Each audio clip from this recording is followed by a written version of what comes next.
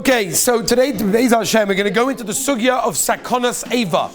Now, I cannot stress how important this is to understand every detail, because we are dealing with the difference between pekuach nefesh sakonas nefashos and not pekuach nefesh sakonas nefashos. That means the nafkamina between yes, calling an ambulance, not calling an ambulance. Knowing what to do in these situations is very, very helpful when a person is in a situation of suffix. By the way, suffix doesn't always mean I don't know what to do, therefore I'll just be makel. Now, of course, we'll get to it, Be'ez Hashem, I think tomorrow. We should be getting to it tomorrow, of actual pekuach nefesh, sakonas nefashos, and what that defines as. We'll get to that. But today we're going to talk about the third category, okay? We've discussed so far category number one, the lowest level, is a meichush ba'alma. Meichush ba'alma, let's understand it again, is someone that's got a little bit of an illness. He's not really ill. He's not comfortable, something like that, right? So we said there is no medication that's allowed in a normal way, unless obviously one of the 10 that we spoke about. We moved up a level to a choyle she'ein boy sakona. That means be'etzem he's a choyle, he's sick, he's in bed, or he should be in bed, and he's in absolutely no danger whatsoever. It's ein boy sakona, right? Someone that has the flu is in no danger, and therefore he's a choyle, he's sick in bed, but l'maisa, you could say that it could lead to, and maybe the COVID-19. What? Elderly people. What's that? So that could be different. Very good. It's a good question. Yosef said, what about an elderly person that for him, it might be a sakana, 100%. For an elderly person or a person that has other underlying medical problems, of course there could be a difference. COVID-19 for someone that has various medical situations that for him it was dangerous, of course for him it will be a chodesh yesh ba sakana, pekuach nefesh. Very good question that you guys raised. Thank you for raising that. But we're discussing a chodesh yesh ba sakana means a healthy, normal person that happens to have the strep, or he has the flu, and he's in bed for a couple of days, that's a chodesh she'ein bo sakana. Okay. And we said for there, remember, what did we say the halacha is? The halacha is of a chodesh she'ein bo sakana is a goy can do any da'oraisa, and you could ask him to do it, and also a yid can do drabanan with the shinoi. Okay. Now let's move on, Rabbi Isai, to level number 3, and we're getting to level number 4, Be'ez Hashem, I hope tomorrow we'll get there. But level number 3 is a sakonas eva. Sakonas eva means there is a limb at risk. That's what's going on. There's a risk to one of the limbs of his body, which we will define. Now, there are two important ideas to remember. Reb Chaim Noah, the Ketzoysa Shulchan, and Reb Nissim Karelitz Zatzal, and other Gedolei Poskim, said the following Hagdara. Then it means either a person is in danger of losing the actual limb, Rahman al-Litzlan, it could be amputated, or something similar to that, or even if the limb itself will still be there physically, but he will not have the ability to use the limb. He will lose the ability to actually use the limb in the normal way, right? Which we will discuss some ideas about that. Okay, which means again, the limb may be there, he's not losing the limb, but he'll lose the usage of the limb.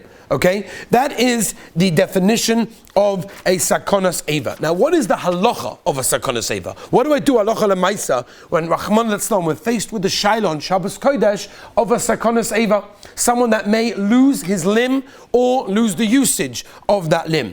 So the halacha basically is, although it's very, very interesting, because there's a me'iri in Mesechtas Avodah Zarah, where the Meiri writes in Avodah Zarah Chav Chesam at base, he brings down a massive chiddush that he says that sakonas eva, a person can be machal Shabbos like sakonas nefashos. Okay, and it's interesting because the Aguda, and the Rabbeinu Tam, and Tosfos also paskin that way, but most gedolei rishonim and how we paskin is not that way.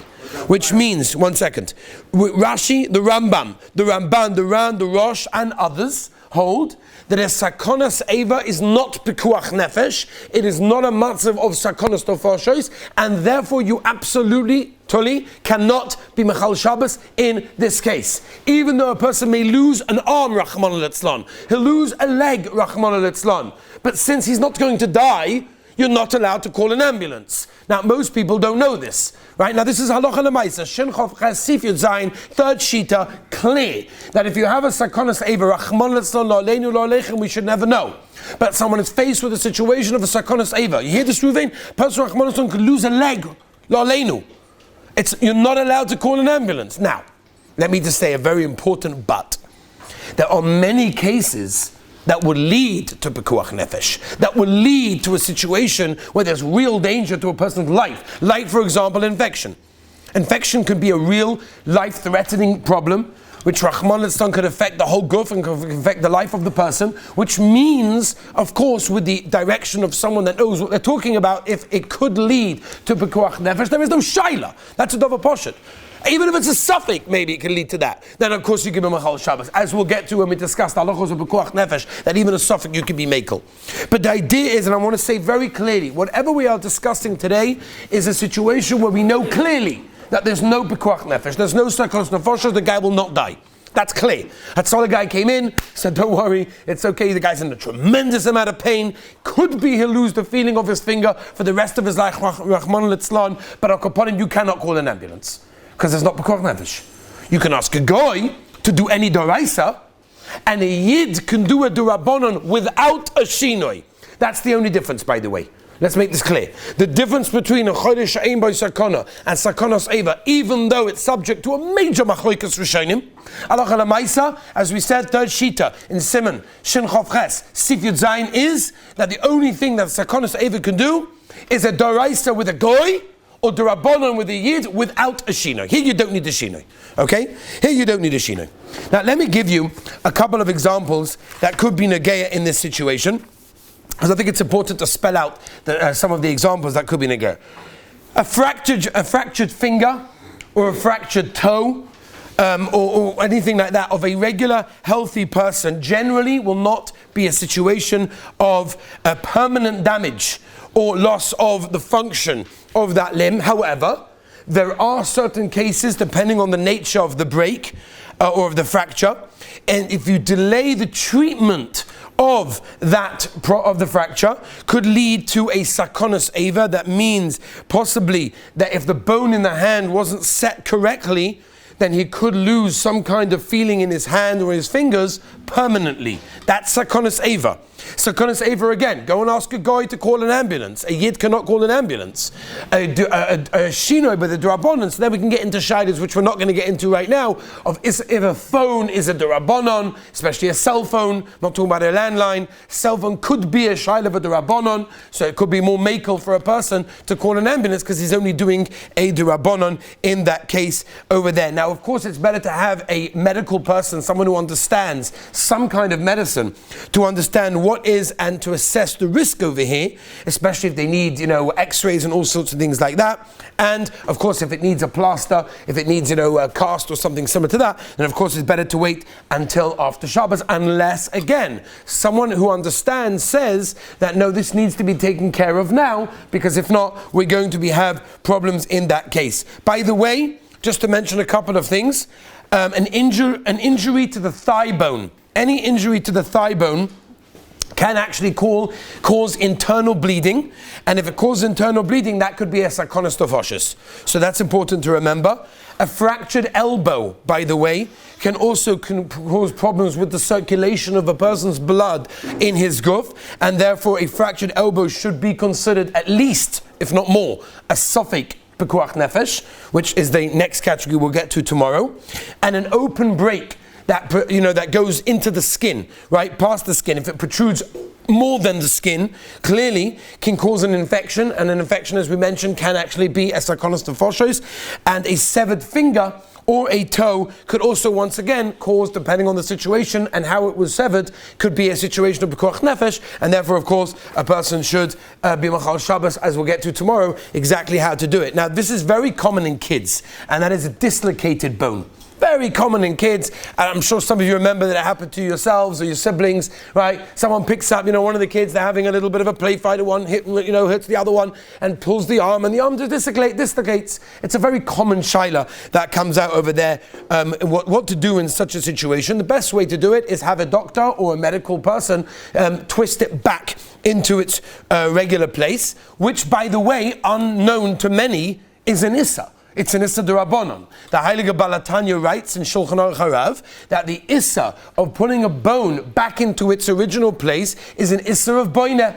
right? You're boina, you're building the body. It's all sugya, which we're not going to go into now. How that works with a baby that's born with this shaila of the spine. The Shulchan Aruch goes through that. Lots of different shailas. But the Shulchan Aruch says clearly that putting the bone back into place is a shaila of an issa. It's an issa of boina. Okay, it's a good kashi. He also says refuah. How can it be refuah? You can't take pills for that. We discussed that. That we're not going into. But al kaponim, what's very negeya is that, which means that if you, be'etzem, it's a problem. Right, it's a durabanan, but obviously a child, especially, he's got a din of a chodesh sakana without any shaila whatsoever. However, sometimes we have to know that waiting till after Shabbos to, let's say for example, if it happens a few minutes before Shabbos or something like that, well, it's a different case. But if you wait till after Shabbos to have the bone manipulated back into its original place, it could actually be a shaila of sarkonis eva, especially if a person doesn't know how to put it back inside. There could be veins over there that could get severed, chas v'shalom, all sorts of things that could happen, which means a person should ask a goy to either call an ambulance or to take the child in a car or something similar to that. Or of course you could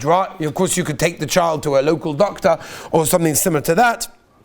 But if there is no doctor available and you know how to do it, or that solid member in your neighborhood also knows how to do it, then it's a drabanan putting it back without a shinoi. There would be no problem with that case. Again, unless the doctor says you can wait until after Shabbos. Like, it's okay, I know the situation, I see what's going on, I'm telling you, there's no urgency here, you can wait until Motzei Shabbos in that case. An ear, by the way, is called an eva. By the way, there's a shaila in the poskim, what exactly is the hagdara of sakonas eva? For example, a tooth. If a person loses one of his teeth, is that considered to be a shaila of sakonas eva or not? Like, big deal, he loses a tooth, like he'll still be able to eat regularly with the rest of his teeth. Is that considered to be a sakonas eva? Is it really an eva anyway? Is it chutz laguf? Is it inside the guf? That's a shaila that the poskim deal with a lot when you get to the beginning of Shin Chav Ches. But an ear, for example, is a beja shaila, because the ear, of course, contains within it the wonderful neflos, the boyu that the Rabbeinu Shem created in the world. It has inside the eardrum, and if it has the eardrum, which we know can be ruptured by a very loud noise or by an infection or something, or even something being poked into the ear, which is again common by kids and all these sorts of things, which would actually not cause the ear to be lost, but could cause damage to the eardrum, which could cause permanent damage in the hearing of that ear in that case, which would mean anyone that has a injury to an ear could be a shaila of a sakonas eva, and the halachas that we mentioned until now will be negeya. Now, when it comes to an eye is slightly different, even though an eye, of course, is one of the beautiful evarim that the Rebbeinu created in our bodies, and it's an eva, and if you have a Rahman Litzlan, a shaila of a halos in an eye, is be'etzem a sakonas eva, which again, you can't do a doraisa, and you can ask a guy to do a doraisa, but you could do a durabanan. The only difference is when it comes to an eye, the Gemara tells us that the eye and the heart are actually connected. In fact, one of my Rebbeim in Yeshiva, I remember telling us when we learned these halachas, he told me that he has a problem with his heart, and he went to an eye doctor. For whatever reason, he had to go to an eye doctor, and the eye doctor started shining all sorts of lights into his eyes to check his eyes for different things. He said he felt his heart, so he started to pump. It's the Gemara, not that we needed a raya for it, but the Gemara says it clearly. The eye and the heart are connected, which means it can be that an eye injury could actually be much, much worse in that case. But if any situation that can permanently affect a vision of a person's eye is a shaila of sakonas eva in that case, unless Rahman Litzlan Aleinu Aleichem, it could lead to blindness, which many poskim hold, that's what Refuah told me and others, that it's considered to be a sakonas nefashos in that case, in which case you could do anything you want, which we will get to Be'ez Hashem tomorrow in that case. Now, there are all sorts of injuries to the eyes, infections and all these sorts of things in that cases, which we're not going into at this moment of time. But the basic idea, Rabbi say, is that when it comes to a sakonas eva, we are discussing, number one, something that there is no shaila, that the sakonas nefashos, no one is going to be put at risk in their life, right? There's a problem, they may lose the limb or lose the usage of that limb. You can ask a goy to do any daraisa, and a yid can do a darabanan. Obviously, any medication, creams and all these things, pills for sure,